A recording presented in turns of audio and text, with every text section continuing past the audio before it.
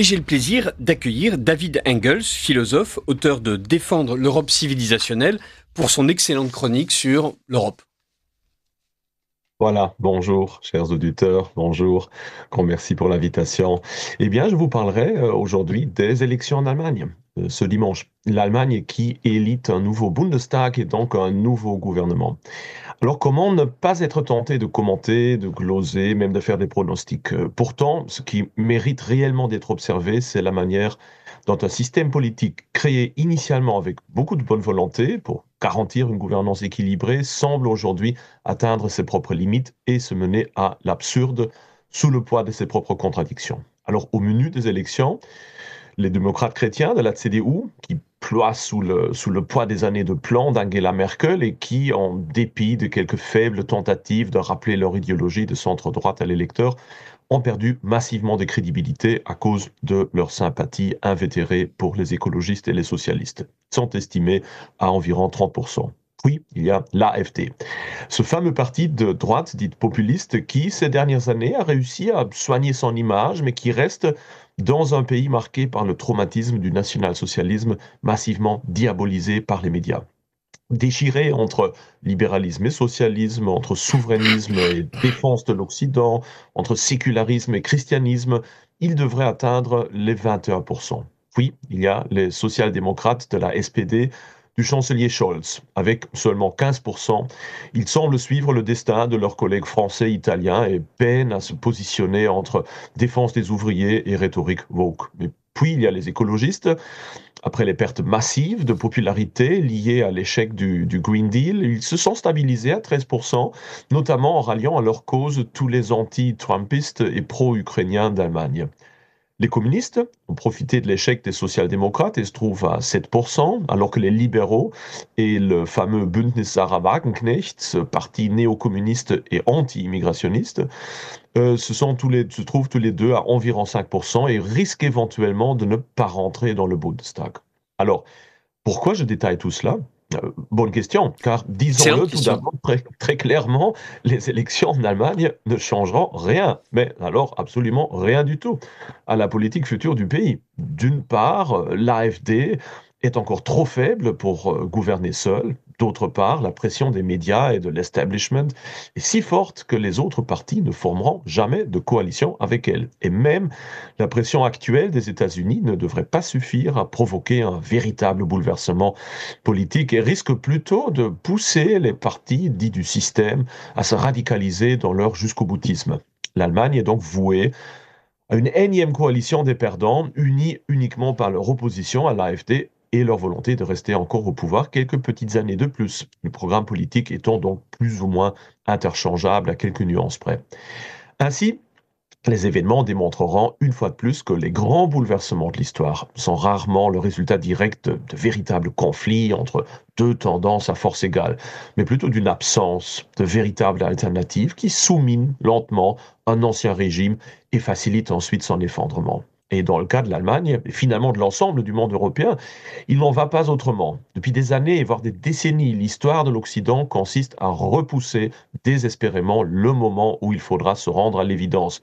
Dans un monde infantilisé, globalisé et informatisé, les démocraties nationales parlementaires n'ont plus qu'un caractère décoratif et n'exercent plus aucune influence réelle sur les évolutions fondamentales. Le pouvoir n'appartient plus à la classe moyenne et bourgeoise, mais à quelques milliardaires. Il n'appartient plus à l'État-nation européen, mais aux grands empires civilisationnels. Il n'est plus dans le discours critique, mais dans l'algorithme. Le 19e siècle, avec ses grands et puissants États-nations bourgeois, est définitivement révolu, qu'on le déplore ou qu'on s'en réjouisse, pour laisser place à un système oligarchique, diffus, international et hautement technologique, qui utilise les anciennes formes plutôt pour dissimuler et se légitimer que pour en avoir réellement besoin, jusqu'au moment où ils perdent toute utilité alors qu'on les laisse s'effondrer.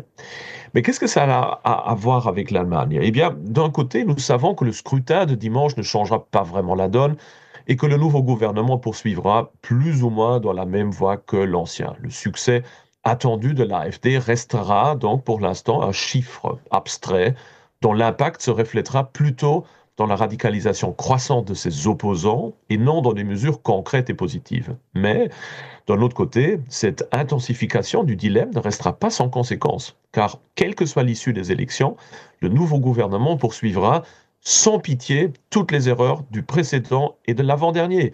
L'alignement des programmes politiques se poursuivra, tout comme le remplacement de la réalité par le moralisme, le sacrifice des intérêts à long terme au profit des intérêts à court terme et l'autodestruction d'un État de droit devenu instrument de domination d'une petite élite, et ce de manière irréparable, jusqu'à ce que le système politique allemand aura perdu sa toute dernière once de crédibilité populaire.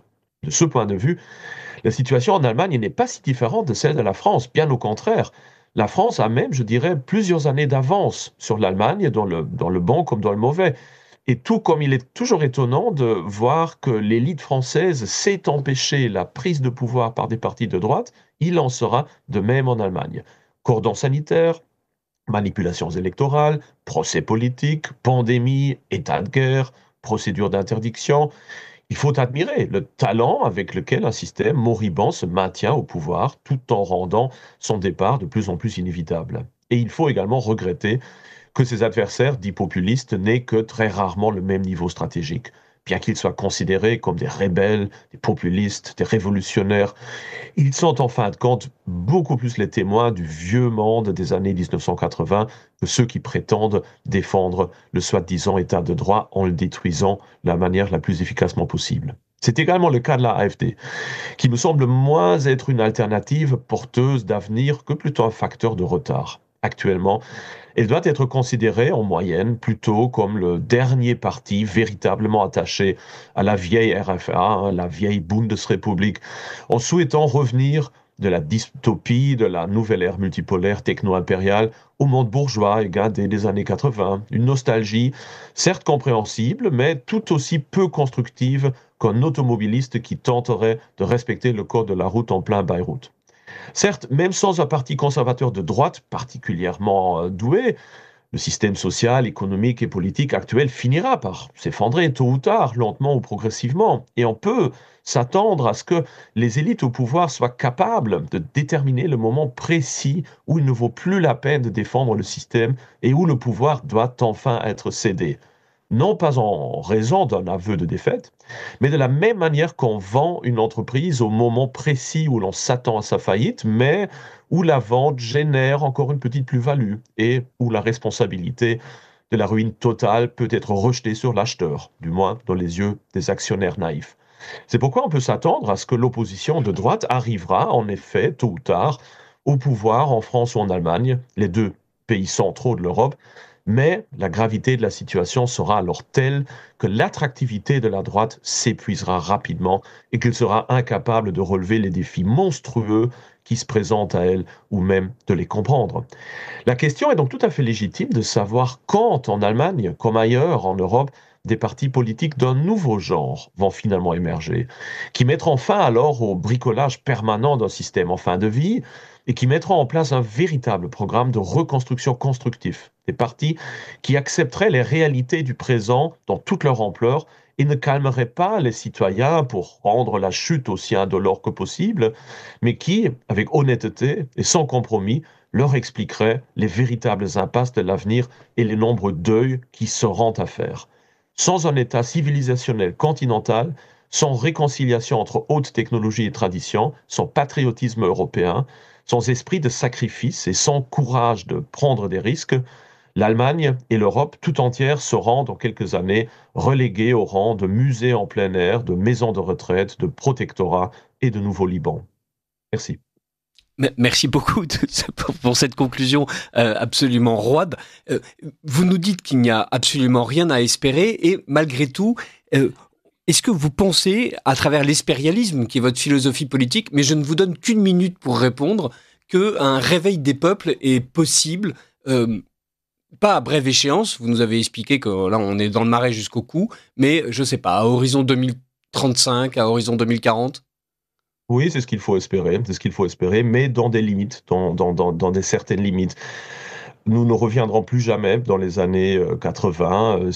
Il y a des personnes qui le déplorent. Je crois que ce qu'il faut faire actuellement, c'est de sauver les meubles. Et sauver les meubles, ça veut dire essentiellement garder déjà notre autonomie en tant que civilisation, en dépit des attaques russes, américaines, chinoises, musulmanes. Garder notre autonomie, nous fortifier, nous défendre, garantir notre accès aux ressources extérieures, rester un acteur indépendant et stratégique dans cette nouvelle politique mondiale qui se passe actuellement.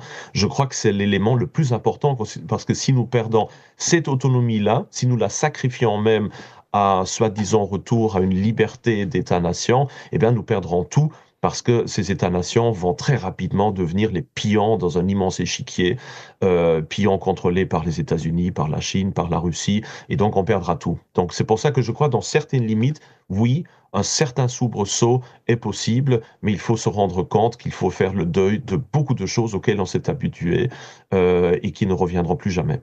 Mais merci beaucoup David Engels pour cette déclaration pleine de foi en l'avenir.